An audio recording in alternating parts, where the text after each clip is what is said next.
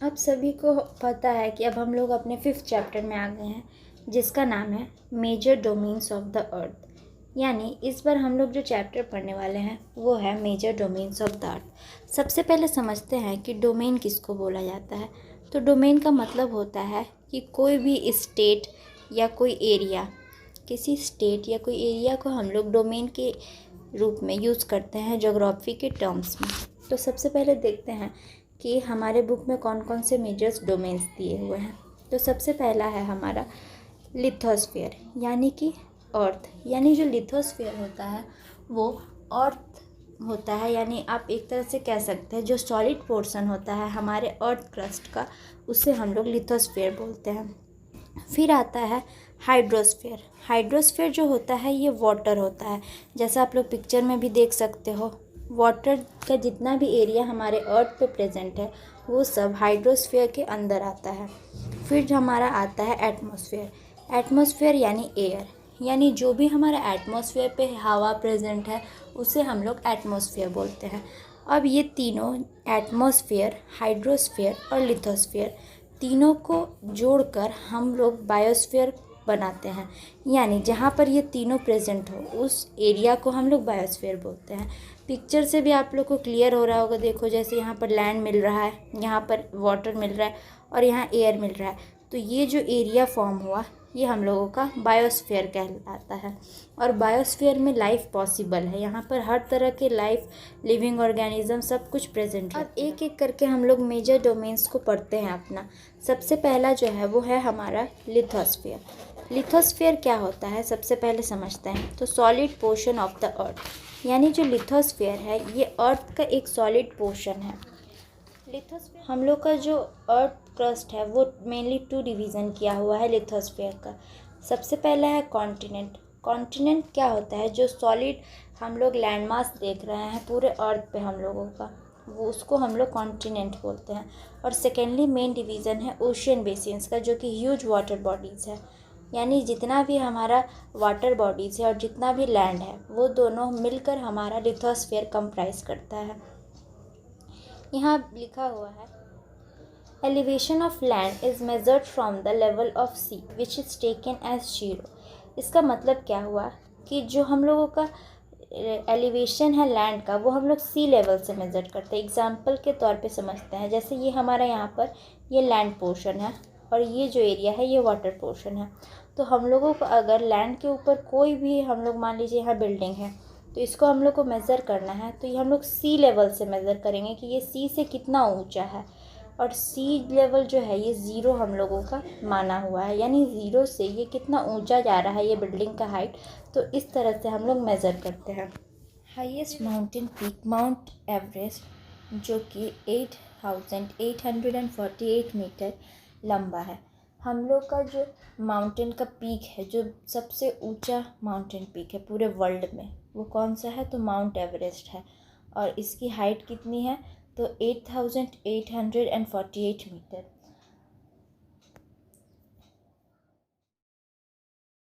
तो वो भी सी लेवल से किया गया है। जैसे ये हमारे यहाँ पर माउंटेन है और इसके नीचे कहीं पर मान लेते हैं सी है, तो ये जो हाइट है इसका सी, ये सी है मान लेते हैं, तो इस सी लेवल से ही इसका हाइट मेज़र किया गया है कि ये कितना ऊंचा जा रहा है सी लेवल से। इसी तरह से हम लोग हाइट को मेज़र करते हैं कोई भी एलिवेटेड एरिया का। Greatest depth in the Pacific ocean, Mariana trench, जो कि 11,022 मीटर है। हम लोग का जो ग्रेटेस्ट डेप्थ है, डेप्थ मतलब समुद्र के स्थल पर सबसे ज़्यादा गहरा भाग। जैसे ये हम लोग का ओशियन है, तो यहाँ से इतना नीचे गया हुआ है मरियाना ट्रेंच, जो कि इसका जो ये डेप्थ है ये बहुत ज़्यादा गहरा गया है और जो कि है 11,022 मीटर। इसीलिए इसको ग्रेटेस्ट डेप्थ बोला गया। और ये कहाँ है, तो पैसिफिक ओशियन में है। जो हम लोग का लिथोस्फीयर का 2 डिवीज़न किया गया था, जो फर्स्ट कॉन्टिनेंट और सेकंड ओशियन बेसिन था। तो उसमें से हम लोग जो फर्स्ट टॉपिक है अपना कॉन्टिनेंट्स वाला, उसको कवर करने वाले हैं। तो हमारे पास कॉन्टिनेंट्स टोटल 7 हैं। कौन कौन से कॉन्टिनेंट्स हैं, तो हम लोग उसको अब देखते हैं। Asia, Africa, Europe, north America, south America, Antarctica और इधर हमारा ऑस्ट्रेलिया, इसे ओशेनिया भी बोला जाता है। मतलब ओशेनिया एक कॉन्टिनेंट है, उसके अंदर ऑस्ट्रेलिया एक कंट्री है। तो आप लोग कंफ्यूज मत होना ओशेनिया और ऑस्ट्रेलिया में। अकॉर्डिंग टू साइज़, मतलब साइज़ के अनुसार हमारा जो कॉन्टिनेंट है वो किस बेसिस पर फैला हुआ है। तो सबसे बड़ा कॉन्टिनेंट है हमारा एशिया। एशिया के बाद अफ्रीका, फिर नॉर्थ अमेरिका, फिर साउथ अमेरिका, अंटार्कटिका, यूरोप और ऑस्ट्रेलिया। अगर आपसे कोई पूछता है कि सबसे बड़ा कॉन्टिनेंट कौन सा है, तो आप लोग बोलोगे Asia. Asia is the largest continent of the world. और सेकेंड नंबर पे अफ्रीका आता है। यहाँ आप लोग पिक्चर के हिसाब से भी देख सकते हो। यहाँ पर आप लोग को सबसे बड़ा कौन सा कॉन्टिनेंट दिख रहा है, तो देखो ये एशिया, ये कितनी दूर फैला हुआ है ना। ये यहाँ से ये मिडिल ईस्ट वाला भाग भी ये एशिया का ही है। ये पूरा ये जो है पूरा एशिया का ये पूरा लैंड बाउंड्री है। तो एशिया सबसे बड़ा कॉन्टिनेंट। इसके बाद कौन सा आप लोग को देखने में लग रहा है, तो ये अफ्रीका।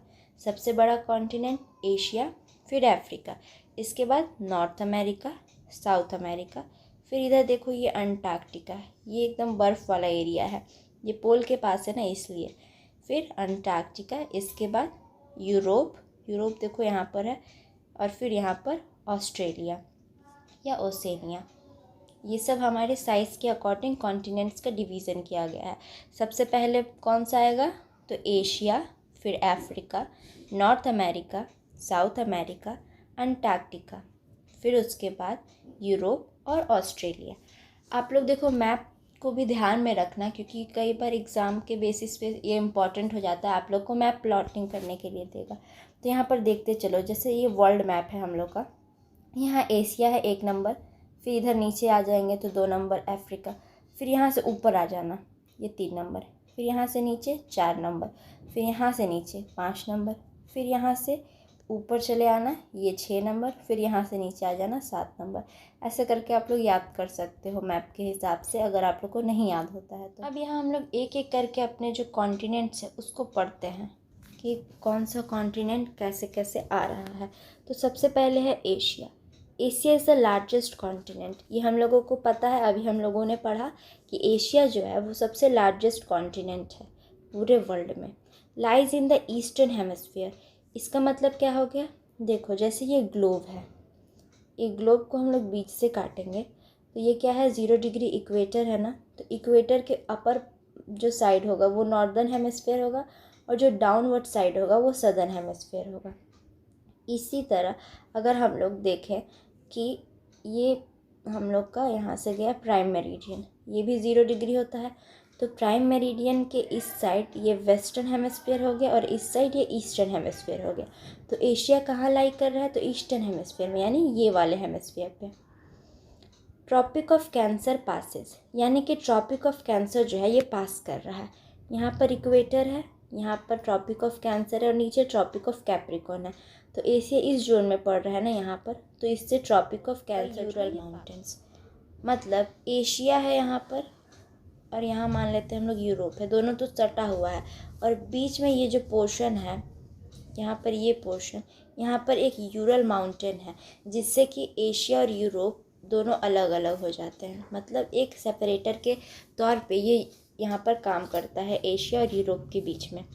और एशिया और यूरोप का जो लैंड मास है दोनों को मिलाकर हम लोग उसे यूरेशिया बोलते हैं।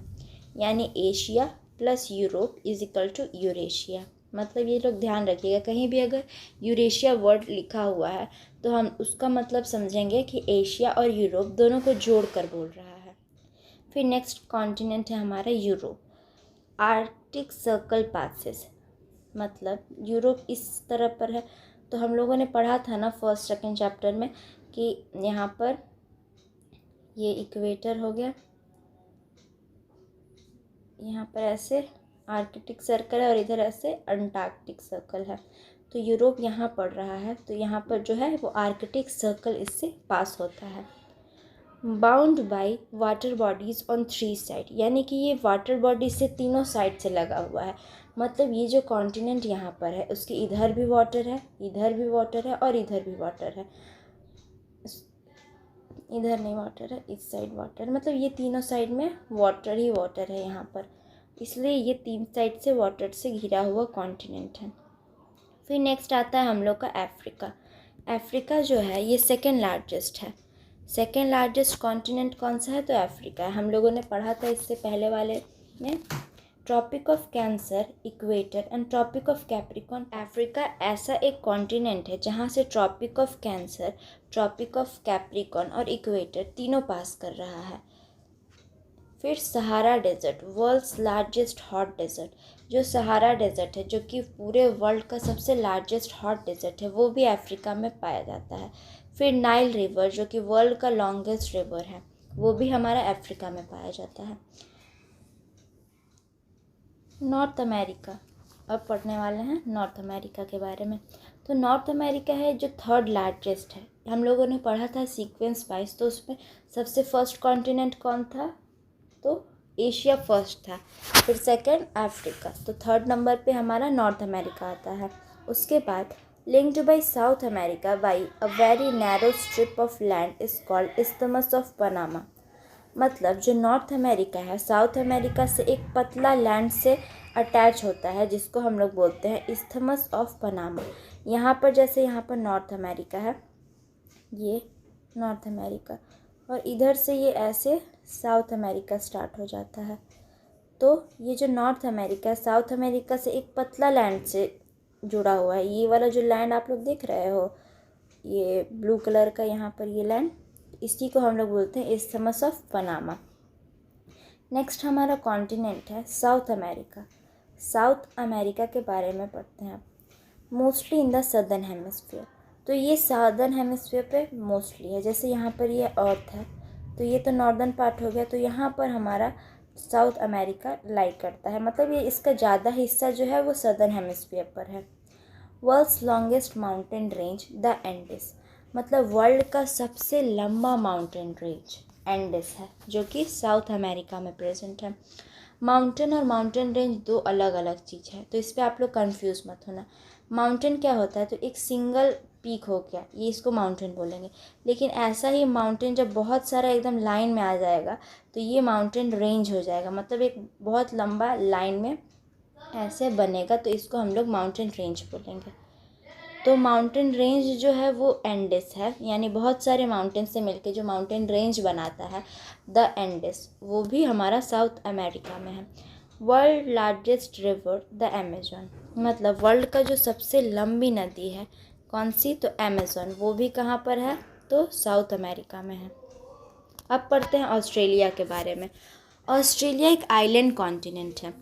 अगर आप लोग ऑस्ट्रेलिया को देखोगे तो ये बीच में है, ऐसे बस है, इसके चारों तरफ से यहाँ पूरा वाटर ही वाटर है, और ओशन है, इधर भी ओशन, इधर भी ओशन, मतलब ये चारों तरफ से ओशियन से सराउंड करता है ऑस्ट्रेलिया, इसलिए इसको हम लोग आइलैंड कॉन्टिनेंट भी बोलते हैं। अब देखते हैं अंटार्कटिका के बारे में। तो जो अंटार्कटिका है ये completely in the southern hemisphere पे है। यहाँ पर जैसे हमारा अर्थ है, तो अंटार्कटिका हम लोग यहाँ पर देखे थे ना, तो ये पूरा सदर्न हेमिस्फीयर पे है। ये तो नॉर्दर्न पार्ट हो गया और ये सदर्न पार्ट हो गया, तो पूरा इस पार्ट में हमारा अंटार्कटिका है। जो रीजन है अंटार्कटिका का, ये एक पोलर रीजन है। जैसे ये हमारा यहाँ पर ग्लोब है, तो ये इस साइड में अंटार्कटिका पड़ता है, और ये वाला जो एरिया है यहाँ पर नॉर्थ पोल है और यहाँ साउथ पोल है, तो ये जो है ये साउथ पोल के पास में है, इसलिए पोलर रीजन है एक। यहाँ पर बहुत सारा कंट्रीज़ का रिसर्च स्टेशन है। जैसे इंडिया का रिसर्च सेंटर है मैत्री एंड दक्षिण गंगोत्री। मैत्री और दक्षिण गंगोत्री इंडिया का 2 रिसर्च सेंटर है जो कि अंटार्कटिका में इस्टेब्लिश्ड है। यहाँ पर लाइफ के लिए सूटेबल क्लाइमेट नहीं है, इसीलिए यहाँ पर कोई भी लाइफ पॉसिबल नहीं है। और क्यों पढ़ने वाले हैं जो कि है हाइड्रोस्फीयर। हाइड्रोस्फीयर क्या हुआ? तो हाइड्रोस्फीयर मतलब वाटर, यानी पूरे अर्थ पे जितना भी वाटर है वो सब हाइड्रोस्फीयर के अंदर आता है। Earth is a blue planet, हम लोग सभी जानते हैं कि अर्थ जो है एक ब्लू प्लैनेट है। यहाँ पर 71% वाटर है और 29% लैंड है। जैसे ये अर्थ है यहाँ पर, तो जितना भी कॉन्टिनेंट्स है यहाँ पर वो सभी को जोड़कर पूरा लैंड का 29% कंप्राइज करता है, जबकि वाटर जो है वो 71% है। इसके अलावा सिर्फ ओशियन में 97% वाटर है, जो कि सॉल्टी वाटर है, जिसको हम लोग पी नहीं सकते हैं, क्योंकि अगर वाटर सॉल्टी है तो वो पीने के यूज़ में नहीं हम लोग का आएगा। इसीलिए हमारा जो वर्ल्ड है उसमें पूरा शॉर्टेज ऑफ वाटर देखने को मिलता है। पूरा 97% वाटर होने के बावजूद भी यहाँ पर वाटर शॉर्टेज होता है, वाटर स्कैर्सिटी होता है, क्योंकि जितना भी हमारे पास वाटर है वो सब सॉल्टी है। अब पढ़ते हैं ओशियंस के बारे में। ओशियन जो होता है वो क्या है, तो पूरे वर्ल्ड में जितना भी वाटर बॉडीज़ है वो सब ओशियन के अंदर यहाँ पर आएंगे, जो भी बड़े बड़े महासागर हैं। तो हमारे पास 5 तरह के ओशियंस है। कौन कौन सा ओशियन, तो पैसिफिक ओशियन, ये जो एरिया दिख रहा है यहाँ से यहाँ तक, ये पूरा पैसिफिक एरिया का है, ये वाला बेल्ट। उसके बाद अटलांटिक ओशियन, ये वाला जो एरिया दिख रहा है हम लोग का, ये पूरा अटलांटिक ओशियन का है। फिर उसके बाद है इंडियन ओशियन, जो ये हम लोग देख रहे हैं यहाँ पर, ये पूरा पार्ट इंडियन ओशियन का है। इसके अलावा हमारे पास है आर्कटिक ओशियन, जो यहाँ से ये पूरा जा रहा है ये लाइन में, ये हमारा आर्कटिक ओशियन है।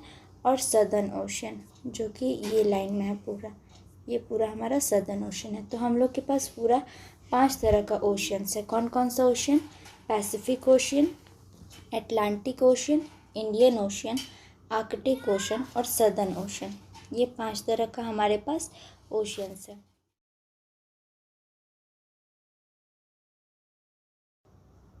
अब एक एक करके हम लोग सभी ओशियंस को पढ़ते हैं। सबसे फर्स्ट जो ओशियन है वो है Pacific ocean.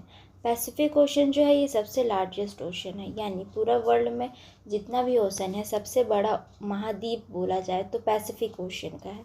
Spread over 1/3 of the अर्थ, मतलब पूरे पृथ्वी का 1/4 मतलब 1/3 भाग में ये पूरा फैला हुआ है। मरियाना ट्रेंच, मतलब जो पैसिफिक ओशन है उसमें मरियाना ट्रेंच जो हम लोगों ने पढ़ा था, जो कि सबसे डीपेस्ट डेप्थ है हमारा पूरा वर्ल्ड में मरियाना ट्रेंच का, वो हम लोगों का पैसिफिक ओशन में ही पाया जाता है। कोई बताएगा पैसिफिक ओशन में जो ये मरियाना ट्रेंच पाया जा रहा है इसका हाइट कितना है, कमेंट में ज़रूर बताना।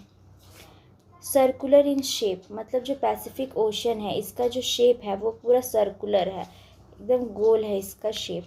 फिर उसके बाद Asia, Australia, north America, south America surrounds it, मतलब जहाँ पर पैसिफिक ओशन है इसके आसपास Asia, Australia, north America, south America continent surround करते हैं। ओशन है उसका जो शेप है सर्कुलर है, यहाँ पर देखो जैसे ये पूरा सर्कुलर शेप में आ रहा है ना, ये पूरा पैसिफिक ओशन है हमारा। इसके आसपास कौन कौन सा कॉन्टिनेंट्स है, जैसे यहाँ पर हो गया एशिया, इधर ऑस्ट्रेलिया, इधर अफ्रीका, इधर north America, means south America और नॉर्थ अमेरिका, यानी 4 कॉन्टिनेंट्स पैसिफिक ओशन को सराउंड करते हैं।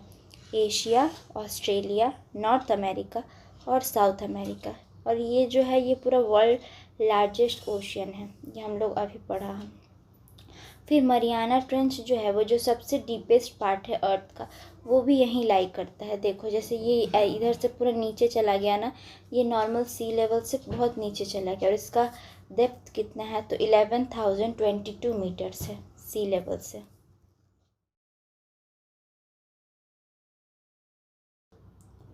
अब देखते हैं अटलांटिक ओशन को। जो अटलांटिक ओशन है वो सेकेंड लार्जेस्ट ओशन है, मतलब पैसिफिक ओशन के बाद ये सेकेंड लार्जेस्ट है, वो अटलांटिक ओशन है। ये जो है एस शेप्ड का होता है, मतलब ये इस तरह एस शेप का रहता है पूरा ओशन। इंडेंडेंट कोस्ट लाइन, मतलब इसका जो कोस्ट लाइन है वो पूरा मतलब कांटेदार है, नोकीला, ऐसे ऐसे होता है ना, रूखा रूखा, ऐसे करके इसका coast. Ideal location for natural harbour and port, मतलब पोर्ट और हार्बर के लिए एक बहुत आइडियल लोकेशन है। मतलब जैसे इसका जो कोस्ट लाइन है वो इंडेंटेड है, तो यहाँ पे जो शिप्स है वो आराम से आके ऐसे करके यहाँ पर मर्ज हो जाता है, और उसको मतलब एक परफेक्ट लोकेशन मिल जाता है पोर्ट्स या हार्बर्स बनाने के लिए। ये सबसे बिजिएस्ट ओशन है। जैसे ये ओशन बहुत मतलब ट्रेड के लिए और कॉमर्स के लिए बहुत यूज़फुल हो जाता है। इसका जब कोस्ट लाइन इंडेंटेड है तो बहुत सारा शिप्स के जरिए हम लोग ट्रेड कर सकते हैं और बहुत आसानी होता है, इससे ये सबसे बिजिएस्ट ओशन रहता है। जो अटलांटिक ओशन है यहाँ पर उसका शेप एस है। देखो जैसे यहाँ पर एस शेप का ये ओशन है ना, इसके आसपास कौन कौन सा कॉन्टिनेंट्स है, तो यहाँ नॉर्थ अमेरिका हो गया, साउथ अमेरिका हो गया, अफ्रीका हो गया और एशिया हो गया। ये चारों जो कॉन्टिनेंट्स है नॉर्थ मतलब अटलांटिक ओशन को सराउंड करते हैं और ये एक सेकेंड लार्जेस्ट ओशन है। किसके बाद, तो फर्स्ट कौन सा है, तो पैसिफिक ओशन फर्स्ट है। इंडेंडेंट कोस्ट लाइन, देखो इसका कोस्ट लाइन कैसे इंडेंटेड है, पूरा रुखीला रुखीला ऐसे करके है ना पूरा, इसी को इंडेंटेड कोस्ट लाइन बोलते हैं।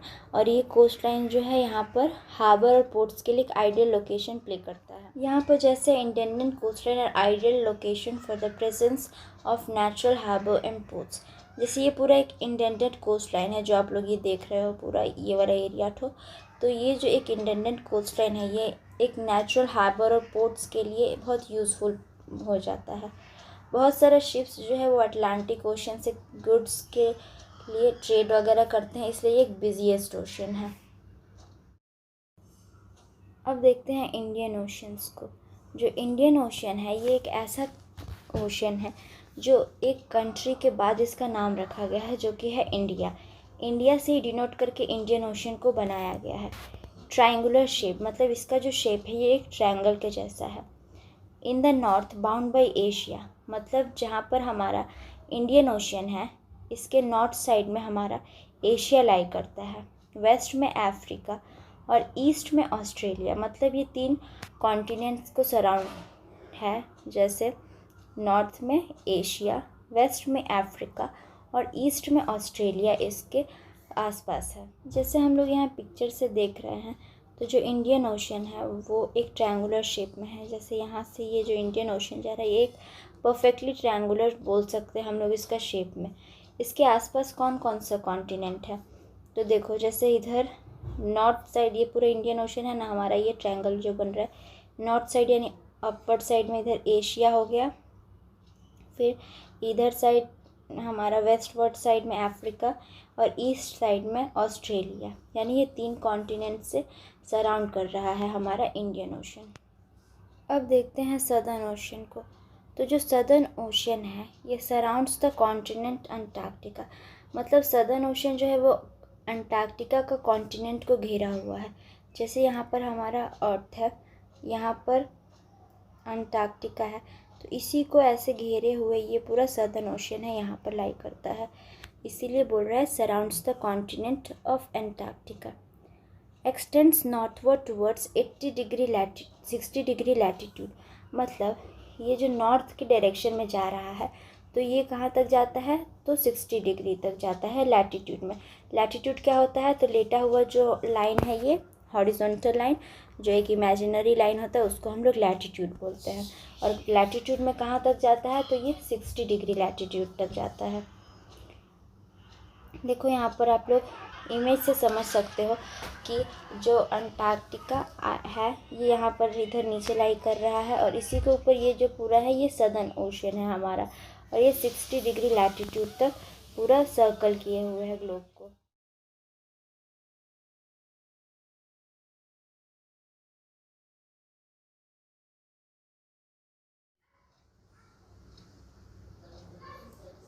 Location with in the Arctic circle. मतलब आर्कटिक ओशन जो है ये आर्कटिक सर्कल के अंदर लोकेट करता है। जैसे ये अर्थ हो के यहाँ पर इक्वेटर पास कर रहा है, यहाँ पर ऊपर ट्रॉपिक ऑफ कैंसर और इसके ऊपर जो है ये आर्कटिक सर्कल है यहाँ। तो जो आर्कटिक ओशन है वो इधर आर्कटिक सर्कल के ही अंदर यहाँ पर लोकेट करता है। Surrounds the North Pole. अब देखो यहाँ पर ये नॉर्थ पोल के एरिया में पड़ रहा है, तो पूरा जो नॉर्थ पोल का एरिया है ये पूरा इस नॉर्थ पोल को ढक देता है और इसी को पूरा कवर किए हुए है हमारा Arctic circle. Arctic Ocean is connected to the Pacific Ocean by a narrow stretch of shallow water known as Bering Strait. मतलब जो आर्कटिक ओशन है वो जो आर्कटिक ओशन है हमारा वो पैसिफिक ओशन को एक वाटर का पतला लेयर से बोले बहुत शैलो वाटर से कनेक्ट किए हुए हैं, जिसको हम लोग बीरिंग स्ट्रेट बोलते हैं। यहाँ पर देखो जैसे यहाँ आर्कटिक ओशन हो गया और इधर नीचे इधर पैसिफिक ओशन हो गया, तो ये जो पतला यहाँ पर लैंड मास मतलब वाटर बॉडी से कनेक्ट किया हुआ है, इस एरिया को हम लोग बोलते हैं बेरिंग स्ट्रेट। तो ये पैसिफिक ओशन और आर्कटिक ओशन को कनेक्ट किए हुए है इसी बेरिंग स्ट्रेट के through. Arctic Ocean is located on the northern coast of North America, Europe and Asia. मतलब ये जो है वो 3 कॉन्टिनेंट से सराउंड किया हुआ है। जैसे यहाँ पर ये आर्कटिक ओशन का एरिया हो गया, तो इधर नॉर्थ साइड में इधर एशिया हो गया, फिर इधर यूरोप आ गया और इधर नॉर्थ अमेरिका आ गया। मतलब 3 कॉन्टिनेंट से जो आर्कटिक ओशन है ये सराउंड किए हुए हैं। कौन कौन सा? तो एशिया, यूरोप और नॉर्थ अमेरिका। अब पढ़ते हैं एटमॉस्फेयर के बारे में। एटमॉस्फेयर क्या होता है? तो the earth is surrounded by a layer of gas called atmosphere. मतलब जो हमारा अर्थ है उसके आसपास एक लेयर बना हुआ है। किस चीज़ का? तो गैस का लेयर है। तो उसी गैसियस लेयर को हम लोग एटमॉस्फेयर बोलते हैं। It provides us with the air we breathe and protect us from the harmful effect of the sun rays. Atmosphere का काम क्या है? तो ये हम लोग को एयर प्रोवाइड करता है सांस लेने के लिए, और जो सन से हार्मफुल रेज आ रहे हैं उससे भी, मतलब जो सन है वहाँ से ना बहुत सारा हार्मफुल रेज आता है जो कि अर्थ पे डायरेक्ट पड़ने से अर्थ पे बहुत सारा प्रॉब्लम्स आ सकता है। उसी में से एक रेज है जो आता है यूवी रेज हमारा सन से। तो सन से जो यूवी रेज आता है, तो जो एटमॉस्फेयर है उस यूवी रेज के एक बैरियर प्रोवाइड करता है जिससे वो डायरेक्टली इंटर नहीं कर पाता है अर्थ का सरफेस पे और हम लोग को प्रोटेक्ट करता है। Extends up to 1600 kilometre. मतलब जो एटमॉस्फेयर का हाइट है वो 1600 किलोमीटर तक है। जैसे यहाँ अर्थ है, इसके बाहर मान लेते हैं ये एटमॉस्फेयर का लेयर है, तो ये जो डिस्टेंस कवर करता है तो ये 1600 किलोमीटर का डिस्टेंस कवर करता है। It is divided into 5 layers: troposphere, stratosphere, mesosphere, thermosphere and exosphere। मतलब जैसे लेयर्स में बांटा हुआ है एटमॉस्फेयर को एक एक करके। नीचे से ऊपर जब हम लोग जाते हैं, सबसे पहले आता है ट्रोपोस्फेयर, फिर स्ट्रेटोस्फेयर, फिर मेसोस्फेयर, फिर थर्मोस्फेयर, फिर एक्सोस्फेयर। ये सब लेयर्स के नाम हैं। Composed of different gases. हम लोग का जो एटमॉस्फेयर है उस बहुत सारे गैसेस प्रेजेंट रहता है। जैसे नाइट्रोजन 78% हो गया, ऑक्सीजन 21% हो गया, और अदर गैसेस जैसे कार्बन डाइऑक्साइड, आर्गन, मीथेन, ये सब मिला के पूरा 1% कंप्राइज करता है एटमॉस्फेयर का। मतलब डिफरेंट डिफरेंट लेयर्स पे डिफरेंट डिफरेंट गैस हम लोग को मिलता है। Biosphere, the domain of life. मतलब जो बायोस्फीयर है, हम लोग बायोस्फीयर को क्या जानते हैं? तो it is a narrow zone of contact between land, water and air. मतलब जहाँ पर लैंड, वाटर और एयर तीनों चीज़ आकर मिल रहा है, उस एरिया को हम लोग बायोस्फीयर के टर्म में यूज़ करते हैं। इसको बोला गया है द डोमेन ऑफ लाइफ। क्यों बोला गया है? क्योंकि अगर एक इंसान को ज़िंदा रहना है तो ज़िंदा रहने के लिए उसको 3 ही चीज़ ज़रूरत पड़ेगा। ये उसको लैंड चाहिए रहने के लिए, उसको वाटर चाहिए पीने के लिए, और उसको एयर चाहिए सांस लेने के लिए। इसलिए जहाँ पर ये तीनों चीज़ प्रेजेंट है, कहाँ प्रेजेंट हो रहा है? तो ये बायोस्फीयर में प्रेजेंट हो रहा है। तो हम लोग बायोस्फीयर को डोमेन ऑफ लाइफ बोलते हैं। All kind of species exist from small to big. मतलब जब बायोस्फीयर पे लाइफ पॉसिबल है तो यहाँ पर हम लोग को अलग अलग तरह का स्पीसीज़ देखने को मिलता है, छोटा से लेके बड़ा तक। हम लोग को एक चींटी से लेके एक हाथी तक हर तरह का स्पीसीज़ हम लोग को बायोस्फीयर में देखने को मिलेगा। We disturb the environment. मतलब यहाँ पर हम लोग को नेचर एक सूटेबल क्लाइमेट प्रोवाइड किया हुआ है रहने के लिए, लेकिन हम लोग इस क्लाइमेट को डिस्टर्ब करते जा रहे हैं। हम लोग यहाँ पर पॉल्यूशन कर रहे हैं, ट्रीज़ को कट कर रहे हैं, जिससे बहुत सारा प्रॉब्लम आ रहा है। ट्रीज़ कट करने से सॉइल इरोजन हो रहा है, एसिड रेन हो रहा है, फिर हम लोग का जो इकोसिस्टम है वो पूरा डिस्टर्ब हो गया है। इसी के कारण ग्लोबल वार्मिंग होने लगा है। ग्लोबल वार्मिंग क्या होता है? तो increase in amount of carbon dioxide. मतलब जो हम लोग का एटमॉस्फेयर पे डिफरेंट तरह का गैसेस प्रेजेंट है, उसमें से कार्बन डाइऑक्साइड एक मेजर गैस है, जिसका अगर हमारे अर्थ के एटमॉस्फेयर पे इंक्रीज़ हो जाता है तो वो ग्लोबल वार्मिंग का सिचुएशन क्रिएट कर देता है। ये सब से बचना हम लोगों को बहुत ज़रूरी है। इसलिए गवर्नमेंट जो है वो टाइम टाइम पे बहुत सारा स्कीम्स निकालती है, लेकिन हम लोग फॉलो करें तब तो। क्योंकि सिर्फ प्लान निकालने से, लॉ बना देने से वो सक्सेसफुल नहीं होगा जब तक हम लोग खुद से अपने अवेयरनेस नहीं लाते हैं कि हम लोगों को भी अपने अर्थ को प्रोटेक्ट करना है ये सबसे। अब हम लोग देखते हैं कुछ डू यू नो फैक्ट्स जो हमारे बुक में दिया हुआ है डब्बे में बनाकर, ठीक है, उसे हम लोग पढ़ते हैं। तो सबसे पहले क्या दिया हुआ है, a strait is a narrow passage of water connecting two large water bodies like seas and ocean. मतलब यहाँ पर हम लोग को स्ट्रेट का डेफिनेशन बता रहा है कि स्ट्रेट किसे बोलते हैं। तो स्ट्रेट एक ऐसा पैसेज होता है जो कि बहुत पतला पैसेज होता है जो दो वाटर बॉडीज़ को कनेक्ट करता है, चाहे वो सी हो या ओशियन हो, ऐसे करके मतलब कोई भी एक पतला सा बॉडी जो कनेक्ट कर रहा है दो वाटर बॉडीज़ को, उसे हम लोग स्ट्रेट बोलते हैं। फिर यहाँ पर एक क्वेश्चन पूछा गया है, name the straight between India and Sri Lanka. मतलब वो स्टेट का नाम बताओ जो इंडिया और श्रीलंका के बीच में है। तो क्या आप लोग जानते हो वो कौन सा स्टेट है? तो आप लोग मुझे प्लीज़ कमेंट में बताना ज़रूर। फिर उसके बाद दिया हुआ है isthmus, a narrow strip of land joining two land masses. मतलब इस्थमस क्या होता है, तो ये एक नैरो स्ट्रिप होता है, मतलब ये भी एक पतला स्ट्रिप रहता है, लेकिन इस बार ये वाटर को ना कनेक्ट करके किसे कनेक्ट कर रहा है, दो लैंड मासेस को। जैसे यहाँ पर देखो नॉर्थ अमेरिका और साउथ अमेरिका को, ये जो पतला सा यहाँ पर लाइन कनेक्ट किए हुए हैं, मतलब दो लैंड मास हो गया ना, इधर नॉर्थ अमेरिका और इधर साउथ अमेरिका, तो ये दो लैंड मास हो गया, उसको कनेक्ट कर रहा है एक पतला सा लैंड, यानी कि ये वाला एरिया, तो इसे हम लोग इस्थमस बोलते हैं। अब ये भी बताना आप लोग कि नॉर्थ अमेरिका और साउथ अमेरिका के बीच में कौन सा इस्थमस है, कमेंट में ज़रूर बताना। और अगर नहीं पता है तो मैं लास्ट में तो आंसर दे ही दूँगी। फिर उसके बाद यहाँ पर देखो, जैसे स्टेट इंडिया और श्रीलंका के बीच में जो है स्टेट, यहाँ पर ये वाला जो आपको एरिया दिख रहा है ये वाला, तो कौन सा स्टेट है, तो पाक स्टेट है। किसका? ये जो स्टेट इंडिया और पाकिस्तान श्रीलंका के बीच में है, उस स्टेट का नाम क्या है, तो पाक स्टेट नाम है। और जो नॉर्थ अमेरिका और साउथ अमेरिका के बीच में ये जो इस्थमस है, इसको हम लोग इस्थमस ऑफ पनामा कहते हैं या पनामा कैनल भी बोलते हैं। तो ये आप लोग याद रखोगे।